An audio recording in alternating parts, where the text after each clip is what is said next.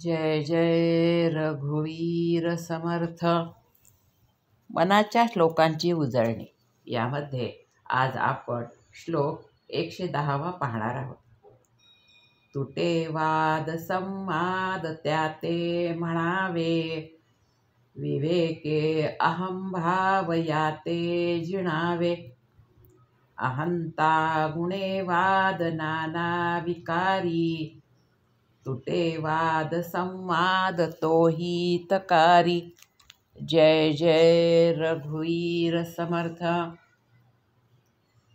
समर्थ या श्लोकामध्ये संवाद कशाला म्हणावा हे आपल्याला स्पष्ट करून सांगत आहे.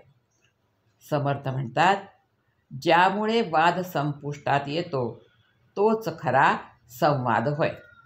आणि त्याचबरोबर समर्थांना म्हणायचं आहे की वादविवाद करीत असताना आपण आपला विवेक जागरूक ठेवला पाहिजे. अहंकार दूर ठेवून वादविवाद करावा, म्हणजे तो निकोप संवाद होतो. आणि त्यामुळे समर्थ म्हणतात की तुटे वाद संवाद त्याते म्हणावे, विवेके अहंभाव याते जिणावे. अर्थात वादविवाद घालणाऱ्या दोन्ही व्यक्तींमध्ये अभिमान नसावा. जर दोघांमध्ये अभिमान असेल तर तो वाद वाढत जातो आणि संवाद होतच नाही. माणसामधील हा अहंभाव हा अतिशय सूक्ष्म असतो. सर्वांनी मला मान द्यावा असे प्रत्येकाला वाटत असते. मी मोठा असेच प्रत्येकाला वाटते आणि मग वादामध्ये हा मीपणा घातक ठरतो. खरे म्हणजे वादाचा जो विषय असेल त्याला जास्त महत्त्व दिले गेले पाहिजे, कारण त्यातून काहीतरी निष्पन्न निवून माणसाला समाधान प्राप्त होईल. संवादामध्ये कुणीतरी जिंकतो आणि कुणीतरी हरतो हे निश्चित. पण या वादामध्ये आपलं मन मोठं असलं पाहिजे. नाहीतर मी म्हणतो तेच खरे असा अहंकार नको. समर्थ या ठिकाणी विवेकाने अहंकार जिंकावा असे आपल्याला सांगत आहे.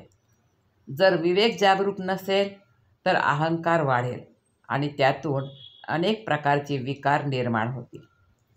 अहंकार सोडून जर वाद केला गेला तर त्यातून होणारी चर्चा ही उच्च प्रतीची असेल आणि त्यातून प्रश्नाचं उत्तरही मिळेल आणि उत्तर मिळाल्यामुळे चर्चा संपुष्टात येऊन तो एक सुसंवाद होईल. पण माणसाच्या अहंकारी स्वभावामुळे त्याला आपलंच खरं व्हावं असं वाटतं.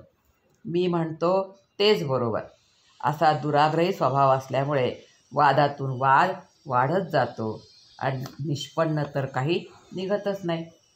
कारण मी जर या वादात हरलो तर माझा अपमान होईल, लोक मला हसतील, म्हणून मग तो आपलं म्हणणं खरं करण्याकरता अनैतिक मार्गांचा सहारा घेतो. त्यात त्याच्या स्वतःचेच नुकसान होते हे त्याच्या लक्षात येत नाही. अहंकारामुळे वादाचा मूळ विषय बाजूलाच राहतो आणि दुसऱ्यांना हरविण्याच्या नादात मग तो अनेक प्रकारच्या विकारांच्या आहारी जातो. जसे क्रोध आहे, द्वेष आहे, मत्सर आहे, खोटे आरोप करणे आहे इत्यादी. या सर्व विकारामुळे त्याचं मानसिक संतुलन बिघडतं. अहंकारामुळे वादात विकृती निर्माण होते. याकरता आपल्याला जर खऱ्या अर्थाने सुखी व्हायचे असेल तर सर्वांशी सुखसंवाद साधता आला पाहिजे. आणि वाद मिटत नसेल, वाढतच असेल तर अशावेळी तू बरोबर असे म्हणून तिथून निघून जाता आले पाहिजे. त्यामुळे वाद वाढणार नाही. कारण वाद जो वाढतो तो फक्त अहंकारामुळे, मी शहाणा, मी मोठा असे समजल्यामुळे. हा अहंकार आपल्याला दिसत नाही, कळत नाही, पण तो समजून घेऊन विवेकाने त्याला दूर करण्याचा प्रयत्न करावा. म्हणजे सर्वप्रथम आपला अहंकार आपण मारावा. समर्थांना हेच सांगायचे आहे की अहंकारामुळे वाद वाढतच जातो आणि त्याच्यामध्ये संवाद होतच नाही. म्हणून समर्थ म्हणतात, अहंता गुणे वाद नाना विकारी, तुटे वाद संवाद तो हितकारी. समर्थ म्हणतात, ज्यामध्ये आपले सर्वांचे हित आहे, कल्याण आहे, असा संवाद असावा. त्यामध्ये अहंकार नसावा. अहंकार रहित केलेला संवाद हा सर्वांनाच शांती आणि समाधान देणारा आहे. म्हणून समर्थ म्हणतात, तुटे वाद संवाद त्याते म्हणावे, विवेके अहंभाव याते जिणावे. अहंता गुणे वाद नाना विकारी, तुटे वाद संवाद तो हितकारी.